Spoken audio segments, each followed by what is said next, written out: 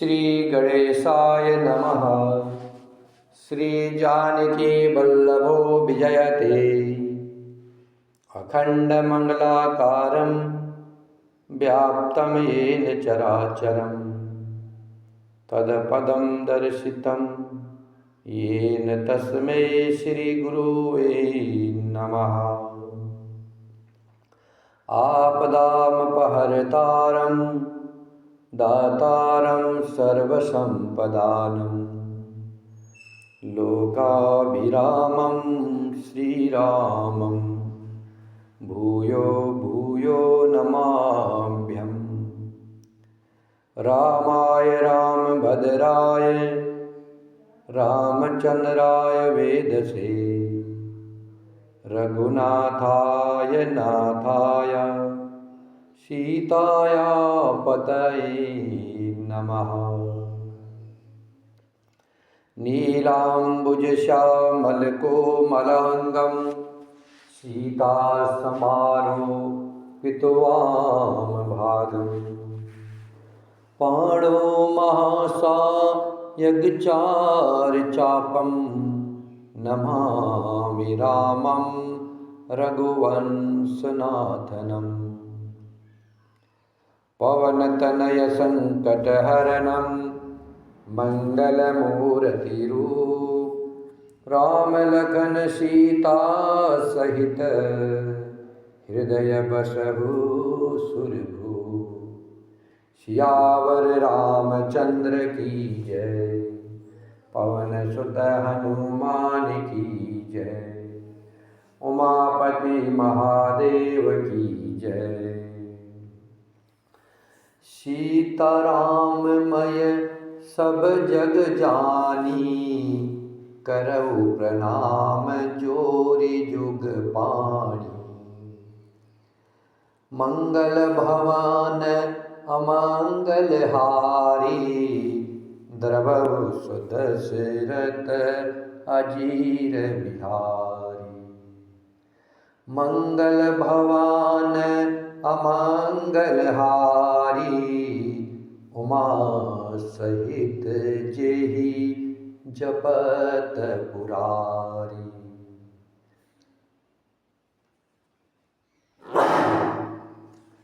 दीन दयाल बिरध समभारी, हरहु नाथ मम संकट भारी।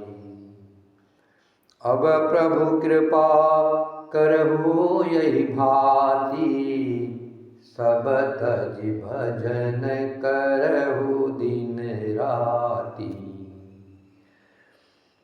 उमा कहूँ मैं अनुभव अपना, सतहरि भजन जगत सब सपना। श्री राम जय राम जय जय राम, श्री राम जय राम जय जय राम।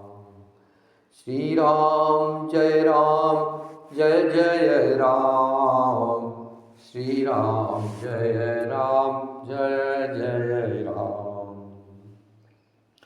करुणा निधान भगवान श्री राम जी ने देवताओं को भयभीत जाना।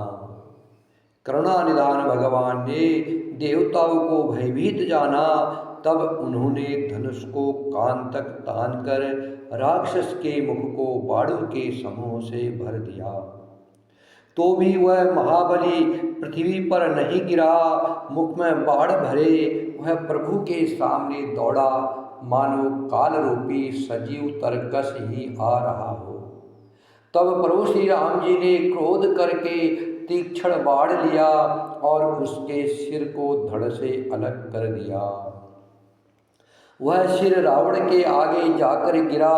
उसे देख करके रावण ऐसा व्याकुल हुआ जैसे मणि के छूट जाने पर सर्प।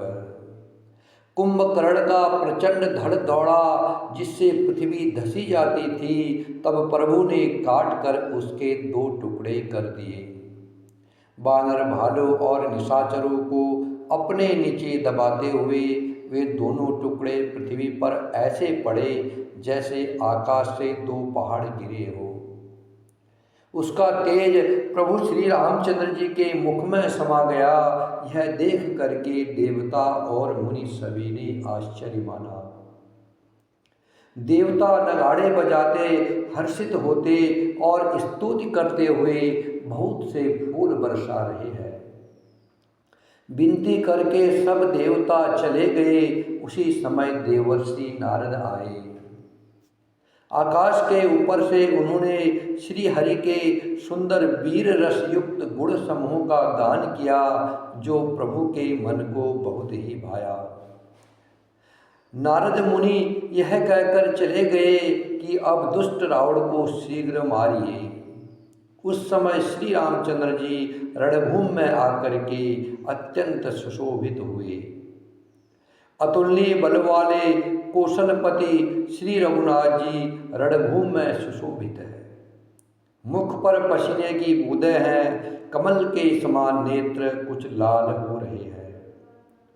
शरीर पर रक्त के कण है, दोनों हाथों से धनुष बाण फिरा रहे हैं, चारों ओर रीछ बानर सुशोभित है। तुलसीदास जी कहते हैं कि प्रभु की इस छवि का वर्णन शेष जीवी नहीं कर सकते, जिनके हजारों मुख है। शिवजी कहते हैं, हे गिरिजे, हे पार्वती, कुंभकर्ण जो नीच राक्षस और पाप की खान था, उसे भी श्री राम जी ने अपना परम धाम दे दिया। अतः वे मनुष्य निश्चय ही मंदबुद्धि हैं, जो उन श्री राम जी को नहीं बचते। दिन का अंत होने पर दोनों सेनाएं लौट पड़ी। आज के युद्ध में योद्धाओं को बड़ी थकावट हुई, परंतु श्री राम जी की कृपा से वानर सेना का बल उसी प्रकार बढ़ गया जैसे घास पा करके अग्नि बहुत बढ़ जाती है। उधर राक्षस दिन रात इस प्रकार घटते जा रहे हैं, जिस प्रकार अपने ही मुख से कहने पर पुण्य घट जाते हैं।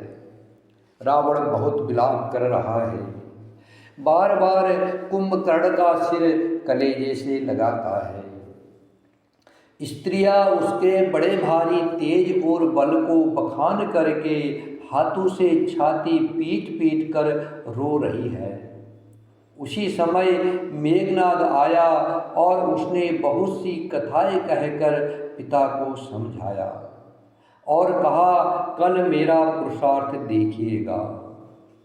अभी बहुत बड़ाई क्या करूं, हे तात, मैंने अपने इष्ट देव से जो बल और रथ पाया था, वह बल अब तक आपको नहीं दिखलाया है। इस प्रकार डींग मारते हुए सवेरा हो गया। लंका के चारों दरवाजों पर बहुत से बानर आ डटे। इधर काल के समान वीर बानर भालू है और उधर अत्यंत रणधीर राक्षस है। दोनों ओर के योद्धा अपनी अपनी जय के लिए लड़ रहे हैं। हे गरुड़, उनके युद्ध का वर्णन नहीं किया जा सकता। मेघनाद उसी मायामय रथ पर चढ़कर आकाश में चला गया और अट्ठास करके गरजा, जिससे वानरों की सेना में भय छा गया।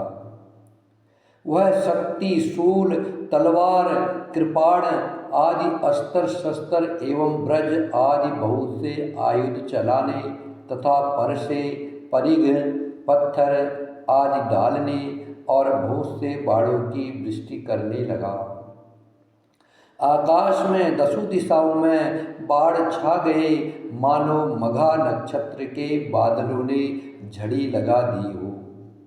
पकड़ो पकड़ो, मारो, यह शब्द कानों से सुनाई पड़ते हैं, पर जो मार रहा है उसे कोई नहीं जान पाता।